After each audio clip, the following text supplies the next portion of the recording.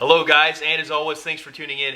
Jay Helmsing here. Today we're going to talk about the ultimate competition Glock pistol. Their words, not mine. We'll get into that here in just a few moments. I'd like to remind you guys at this time, if you haven't done so, like, subscribe, comment below, kind of keep this channel going, because that's what motivates me to make these videos and continue to bring you guys this content. Without further delay, let's take a look at what we're talking about today. In my hands I have the Glock 17L. And as you notice, this thing has a long slide, which is what that L stands for. So this gun is used to be pretty rare, and it's only made in small numbers, and it is still produced today in small quantities.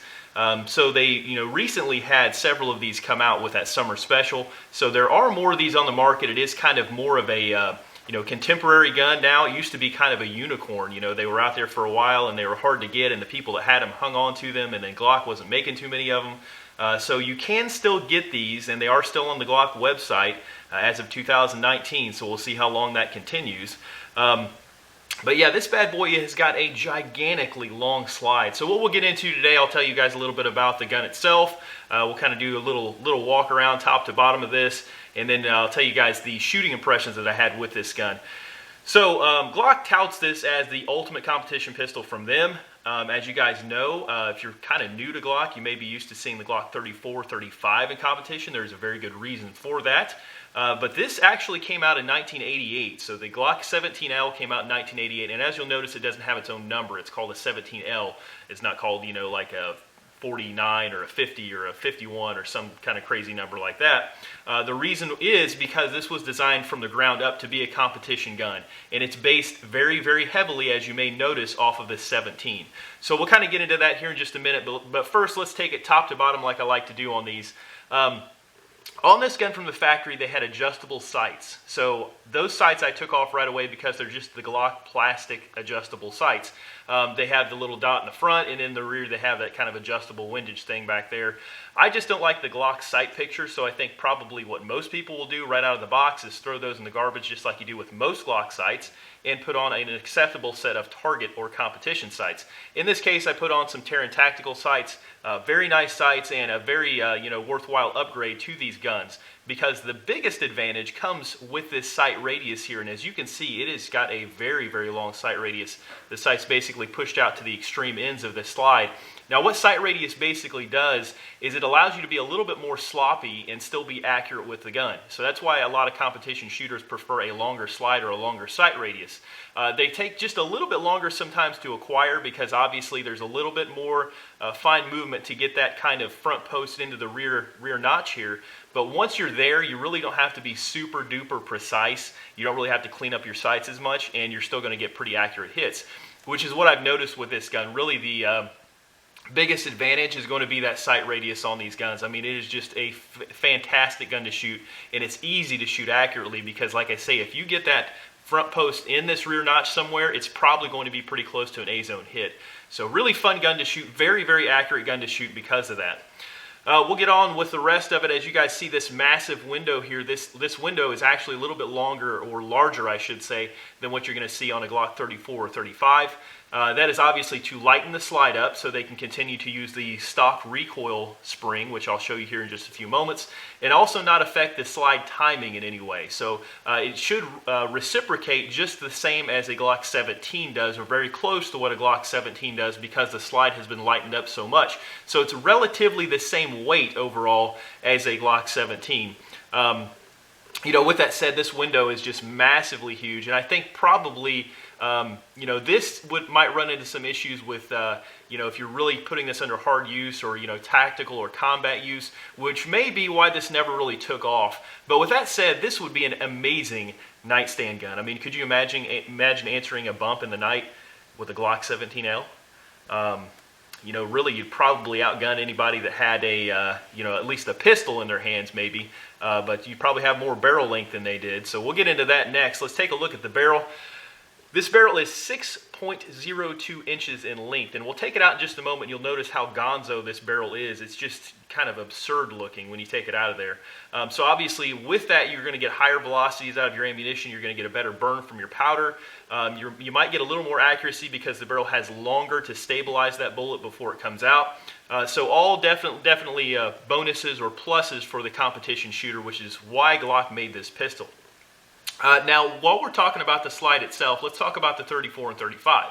So when this gun first came out, Glock just kind of released this and said, we're going to make a long slide 17. Let's make it for the competition shooters. And really, our pistol is so perfect that we don't need to change too much except for the slide length. So let's just kind of add a few doodads here and there, make a long slide, drop it on the public, and that's going to be our competition model. And that seems like a pretty decent idea, except for the fact that a lot of these competitions use what they call a box. So in order to shoot production like in USPSA or a lot of the IDPA categories, you have to place your gun inside a box. So the gun has to theoretically fit inside a box, much like your luggage does. Your carry-on luggage on an airplane has to fit inside that box. So the box was designed around a 5-inch 1911.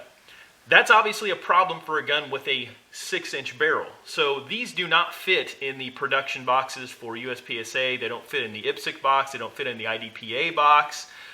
So it kind of immediately took them out of those categories. So you really can't shoot these in production. You can shoot them in limited and USPSA. You can shoot them in open.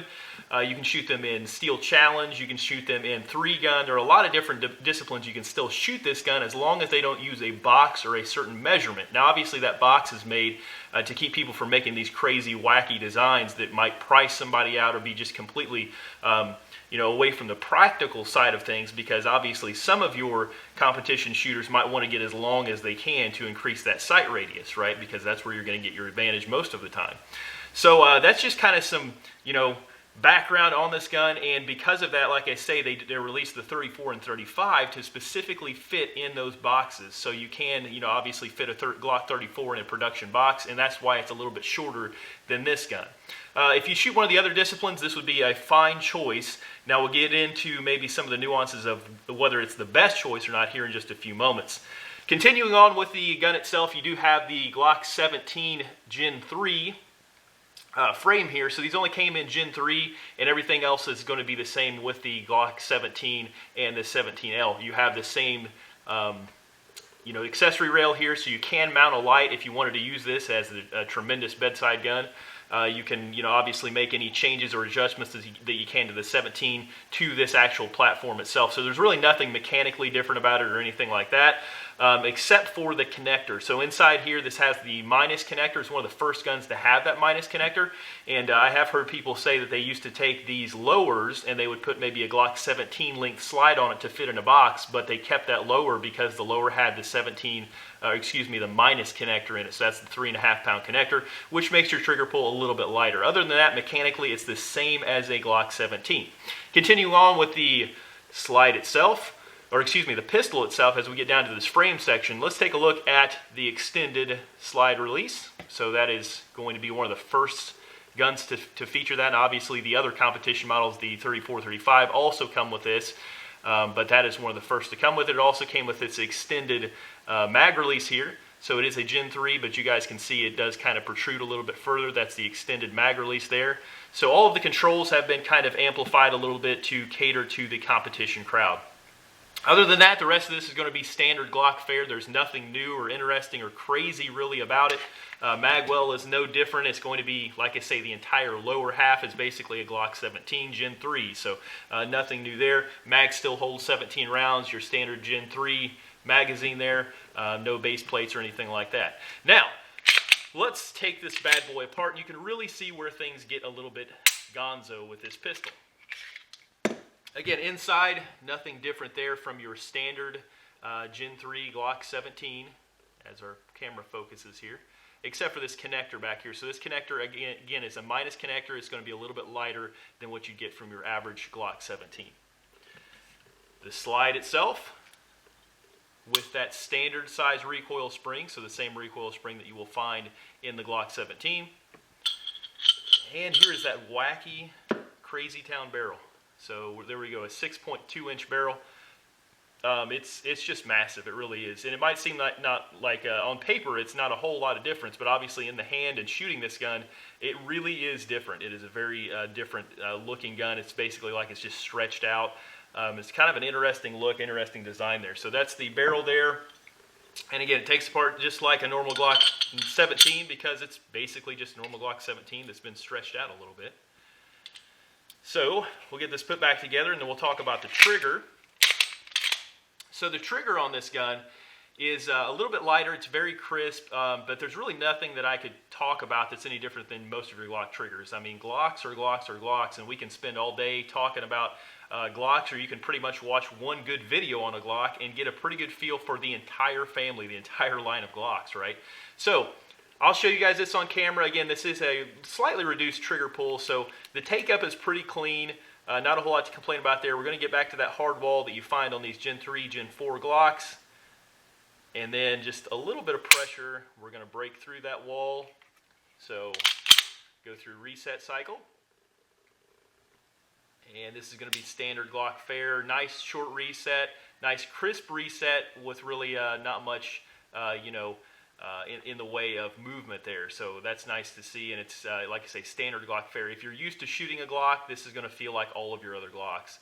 And again, nice light trigger pull off that wall, and about, on my scale, about 4 pounds of pressure. We're going to break that shot again. So that's the trigger manipulation with this gun. Very nice for a Glock, very nice for a Gen 3 Glock, but it is definitely not what I'd call competition grade, especially nowadays. So we'll get into some philosophy of use next. Like I say, if you shoot a Glock normally, if you just love Glocks, if your duty weapon is the Glock, you're not going to go wrong by shooting this in some of those classes or categories. However, you have to keep in mind that if you go into those categories with a Glock 17L, you're going to be competing against open guns for the most part, unlimited guns, guns that people can do whatever they want to, except for optics or maybe some things like that.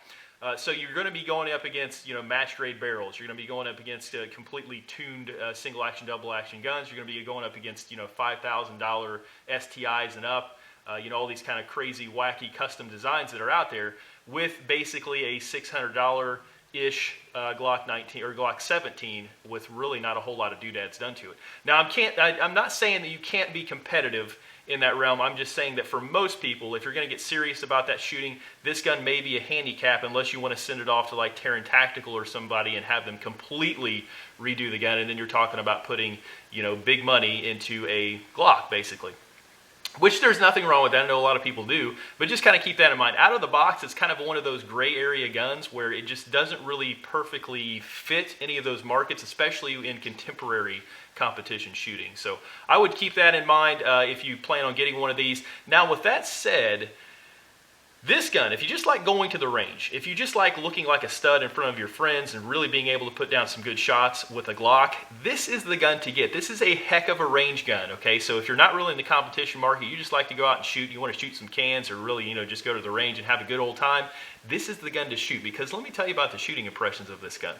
It functions exactly like a Glock 17, which means it's very reliable. I've not had any issues with reliability in this gun at all. It takes everything you feed it. There are no issues there. And as some of you guys may know, the Gen 3 Glocks are what some people consider to be the closest to the master race of Glock out there. So really not a whole lot goes wrong with these Gen 3s. Occasionally you're going to have some issues with the the extraction pattern, maybe get hit in the face with some brass or something like that. But other than that, they're extremely reliable guns, and there's not a whole lot to go wrong with them. They're pretty much ironed out. You're going to get that in this package, no doubt. Now, shooting this gun is fantastic because it's got all the nuances of a Glock. However, the length of this barrel really puts that kind of concussion in that report from the actual bullet leaving the barrel. That kind of snap in front of your face gets pushed out even further. So you're kind of further removed from it. You're not as exposed to that, which means follow-up shots are very easy. Follow-up shots are nice. It's a very pleasant gun to shoot because it kind of offsets that concussion away from you a little bit. The slide recoils in a very flat manner because it's so long. It doesn't really have time to tip up as much, and it stays a little bit flatter, so it does come back and it seems to follow on to the next shot much easier than some other Glocks that I've shot. Very low muzzle rise because obviously you have that longer muzzle and the heavier barrel and things like that, kind of keeping that down and planted. It is just a fantastic, fantastic barrel of fun to shoot at the range. So if you guys have a chance to shoot one of these, I would highly recommend it, whether it's your friends or something like that, a range rental if you can find one. Get some time behind one of these guns. Now, it might not be one you're going to want to keep forever, but it's definitely worth shooting because I'm telling you, you can't leave the range without having a smile on your face after shooting one of these, that's for sure. So that's pretty much my take on it. That's my overview, my shooting impressions, everything like that. I do appreciate you guys tuning in. I appreciate your viewership. Continue to like, subscribe, comment, and kind of guide this channel as it goes along. And as always, don't just take my word for it. Continue to go out there, do some research, listen to some other people who do these reviews, and build your own opinions on these guns. Okay? And as always, continue to research, practice your craft, and get out there to the range, guys.